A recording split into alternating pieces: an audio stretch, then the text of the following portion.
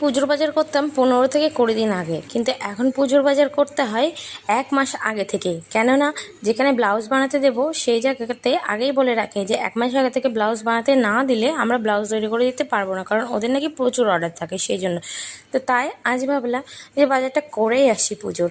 তো পুজোর বাজার করতে যাব, আর আজকেরই প্রচণ্ড বৃষ্টি নেমেছে। 3-4 দিন ধরেই খুবই বৃষ্টি হচ্ছে, কিন্তু কি করব, আমাদের এই দিনেই যেতে হবে। আজকেই আমরা ডেট ঠিক করেছি যাওয়ার, না হলে আমরা আর পরে যেতে পারবো না একসাথে, কেননা ওর ছুটি নেই আজ রবিবার, সেই ভাবলাম তো তার জন্য যাই আজকের দিনে।